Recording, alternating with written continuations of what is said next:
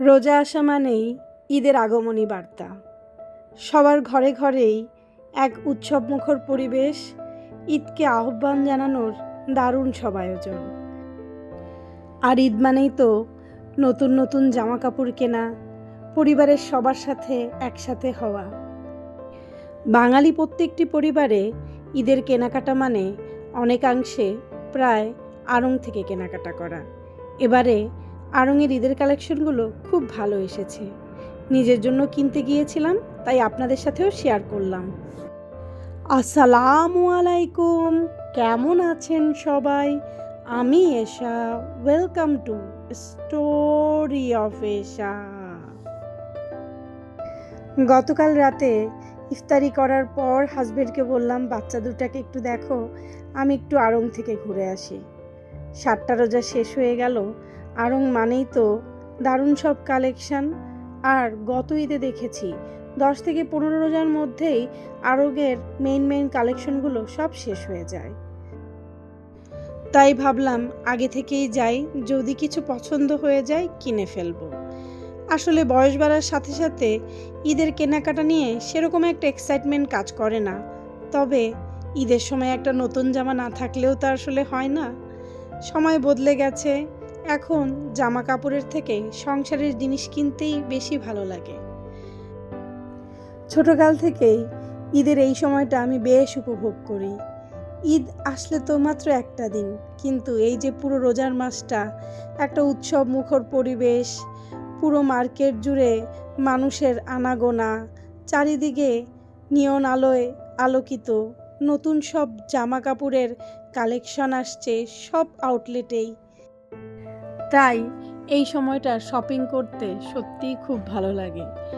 সবার এত ব্যস্ততা, কে কোনটা রেখে কোনটা নেবে, ঈদের জামা কোনটা হবে, সেই ডিসিশন নিতে নিতেই 1000টা দোকান ঘুরে ফেলা, এজন্য এক আনন্দের ছড়াছড়ি চারিদিকে।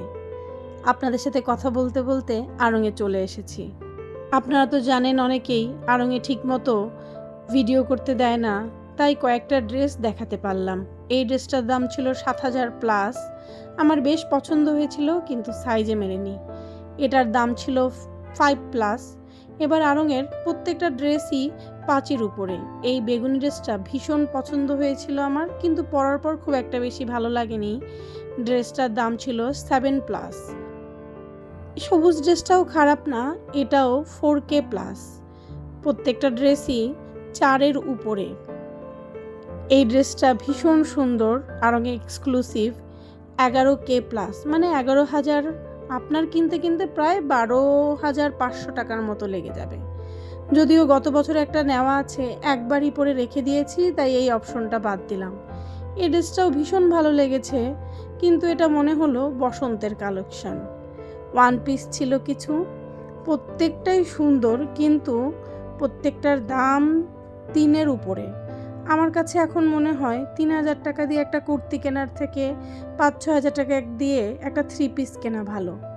আমি আমার পছন্দ মতো যেগুলো হয়েছে সেগুলোরই ভিডিও আপনাদের জন্য নেওয়ার চেষ্টা করেছি। আশা করি কিছুটা হলেও ধারণা পেয়েছেন। আড়ংয়ে প্রায় 1 ঘন্টার মতো ঘোরাঘুরি করার পর আমার কিছুই পছন্দ হয়নি মন মতো, বেরিয়ে চলে এসেছি।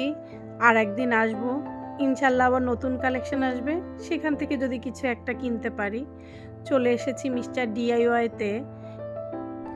ঈদ উপলক্ষে এখন মিস্টার DIY-ও অনেকক্ষণ খোলা থাকে। আমি মেইনলি এসেছি একটা আয়না কিনবো। আমার ছোট্ট আয়নাটা ভেঙে গেছে, কিনবো করে কেনা হয় না, কিন্তু এখানে আসলে আসলে কোনটা রেখে কোনটা নেই মাথাটাই খারাপ হয়ে যায়। এত সুন্দর সুন্দর সংসারকে সাজানো গোছানোর জিনিসপত্র, ভাবলাম খাবার টেবিলের জন্য কিছু ম্যাট নিয়ে যাই। সামনেই ঈদ আসছে, খাবার টেবিলটাকে একটা নতুন লুক দিতে পারবো।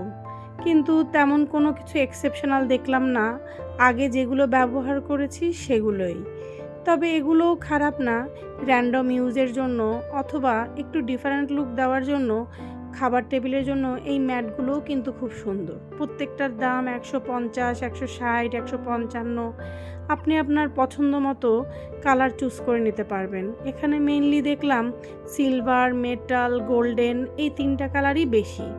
আমার কাছে আবার মেটালিক গোল্ডেনটা বেশ ভালো লাগে, ঘরটাকে একটা রয়্যাল লুক দেয়। খুব সিম্পলিভাবে আপনি যদি খাবার টেবিলটাকে সাজাতে চান তাহলে জাস্ট 6টা ম্যাট নিয়ে নিলেই হয়ে যায়।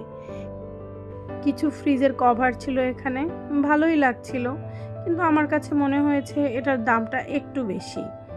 তারপরে এখানে কিছু সার্ভিং ডিশ রাখা ছিল, আপনি এটাকে যে কোনো পারপাসেই ব্যবহার করতে পারেন। এই টাইপের সার্ভিং ডিশ আমি আরএফএলেও দেখেছি, বেশ ভালোই লাগে। প্লাস্টিক কিন্তু দেখলে মনে হয় না ভালো মানের প্লাস্টিক। দাম ছিল কি জানেন, 700 টাকা। আমার কাছে বেশি লেগেছে, আমার কাছে মনে হয়েছে এই টাইপের জিনিসপত্রের দাম আরএফএলে আবার একটু কম। টেবিল ক্লথগুলো বেশ ভালো ছিল, কিন্তু আমার বাসার জন্য একটুও ব্যবহারযোগ্য নয়, কারণ আমার দুটো ছোট বাচ্চা, সুতির কিছু নিয়ে কখনোই টেকাতে পারি না। মিস্টার ডিআইওয়াইতে টোট ব্যাগের দারুণ সব কালেকশান। আমার তো এই টোট ব্যাগগুলো দেখলেই মনে হয় প্রত্যেকটারই একটা একটা থাকা উচিত। আগের দিনে যদি হতাম, ভার্সিটিতে পড়তাম, তাহলে অবশ্যই নিয়ে নিতাম। ছোটোখাটো কেনাকাটা করে বেরিয়ে পড়েছি, উদ্দেশ্য বাসার পথ। বেশ ঘোরাঘুরি করেও মনোপুত কিছু পাইনি। দেখি বাবা মা আসবে সামনের সপ্তাহে ইনশাল্লাহ, তখন মাকে নিয়ে আসব। ছোট বোনটারও আসার কথা আছে, ও আসলে তো খুবই ভালো হবে, দুইজনে মিলে শপিং করতে পারবো।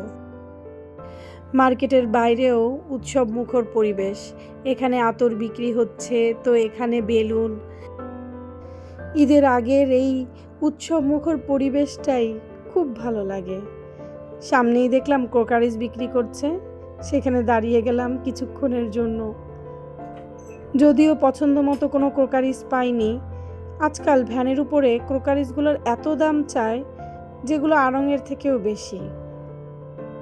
আজকে মার্কেটে খালি ঘুরেই বেড়ালাম, প্রয়োজন মতো কোনো কিছুই কিনতে পারিনি।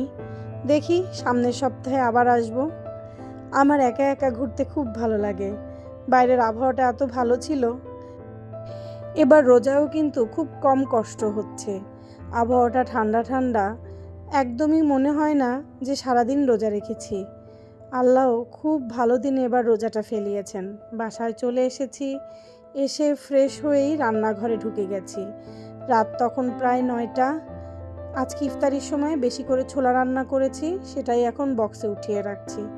আমি সবসময় একসাথে 2 থেকে 3 দিনেরটা রান্না করি, আজকে আরেকটু বেশি রান্না করেছি। এই ছোলা দিয়ে আমার প্রায় 4 দিন চলে যাবে। আসলে বাসায় তো আমরা 3 জনই, আর বাচ্চারা ছোলা একদমই খায় না। ভাতটা বসিয়ে দিয়ে এবার যাব আমি নামাজ পড়তে, এর মধ্যে ভাতও হয়ে যাবে, আমার নামাজও শেষ হয়ে যাবে। রোজা রেখে যত কিছুই খাই, পানির মতো ভালো মনে হয় কোনো কিছুই লাগে না। ভাবলাম নামাজে পড়তে বসার আগে একটু ডাব খাই, আর বড় ছেলেটাকেও একটু দেই। আমার বড় ছেলেটা আবার ডাব খেতে খুব পছন্দ করে। ওদিকে আমার ছোট ছেলে ডাব দেখলে তার নাকি একটুও ভালো লাগে না। তাই বাসায় বলতে গেলে ডাব আমি আর আমার বড় ছেলেই খাই। আর আমি তো আমার অনেক ভিডিওতে আপনাদেরকে বলেছি, দক্ষিণ অঞ্চলের মানুষ তো আমি, তাই ডাবের প্রতি আমার ভালোবাসাটা একটু বেশি। আর এছাড়া রোজা রেখে ডাব কিন্তু শরীরের জন্য বেশ উপকারী। নামাজ শেষ, সবার খাওয়া দাওয়া শেষ, জামা কাপড় ভাঁজ করে রেখেছি সেই সকালেই বিছানার উপরে, এখনও আলমারিতে ওঠানো হয়নি। ভাবলাম এই কাজটা শেষ করে রাখি। আসলে রোজার দিনে একটার পর একটা কাজ লেগেই থাকে, তারপরে সময় ধরে নামাজ পড়া, কোরআন শরীফ পড়া, তাই সংসারের কাজগুলো একটু রয়ে সয়েই করছি। যতই বলি না কেন, একটা সংসারে সারাদিনই কাজ, প্রত্যেকটা দিনের কাজ একই, কিন্তু আপনাকে সেই কাজগুলো করতেই হবে। একটা কাজ যদি ফেলে রাখেন তবেই দেখবেন আপনার ঘর পুরো অগোছালো হয়ে আছে। বাচ্চাদেরকে বিছানায় উঠিয়ে দিয়ে সব কিছু শেষ করে চলে এসেছি রান্নাঘরে। এখন হচ্ছে সেহেরির প্রিপারেশন। বলতে গেলে সেহেরিতে আমি আর আমার ভাই খালি ডিম সেদ্ধ খাই, আর একটা দুটো খেজুর। কখনো দুধ খাই আমি, কখনো খাই না। ভাইটাও সেম। আমার হাজবেন্ড অল্প কয়েকটা ভাত খায়, যে তরকারি থাকে সেটা দিয়েই খেয়ে ফেলে। তাই সেহেরিতে কোনো ঝামেলাই করতে হয় না। এখন শোয়ার আগে তাই এই দুধটা জাল দিয়ে নেব আর 2টো ডিম সেদ্ধ করে রেখে দেব, যাতে রাতে উঠতে একটু দেরি হলেও যেন শান্তিমতো তাহাজ্জুদ পড়তে পারি। উঠে জাস্ট দুধটা হালকা গরম করে নিই আর হাজবেন্ডের খাবারটা ওভেনে গরম করে নেই, ব্যাস হয়ে গেল। আপনাদের সাথে কথা বলতে বলতে আমার দুধ জাল দেওয়াও শেষ, ডিমও সেদ্ধ হয়ে গেছে। ভিডিওটা দেখতে দেখতে যারা এতদূর চলে এসেছেন তাদের কাছে একটা রিকোয়েস্ট, ভিডিওটা ভালো লাগলে অবশ্যই একটা লাইক, কমেন্ট এবং আমার চ্যানেলটা সাবস্ক্রাইব করতে ভুলবেন না। ঘুমানোর আগে এটা আমার একটা মাস্ট হ্যাভ কাজ, খাবার টেবিলটা আবার একটু মুছে ঠিকভাবে পরিষ্কার করে গুছিয়ে রাখা। আর এখন তো সেহরিতে উঠেই সবাই টেবিলে চলে আসে, তাই টেবিলটা গোছানো থাকলে অত রাতে ঘুম থেকে উঠেও মনটা একটু শান্তি শান্তি লাগে। বাচ্চারা ঘুমিয়ে পড়েছে, বলতে গেলে বাসার সবাই তখন ঘুম। আমি টেবিলটা মুছেই নিজে ফ্রেশ হয়ে যেয়ে শুয়ে পড়ব।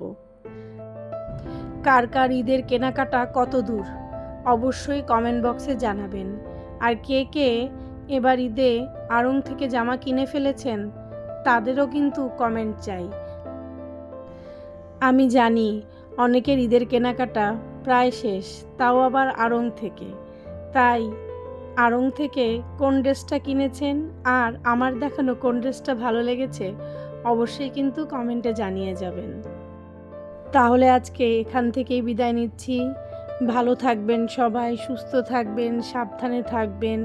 রোজার মাস আপনাদের কাছে একটাই চাওয়া, আপনাদের দোয়ায় আমাকে রাখবেন। আপনাদের জন্য রইল অনেক অনেক ভালোবাসা ও দোয়া। আল্লাহ হাফেজ।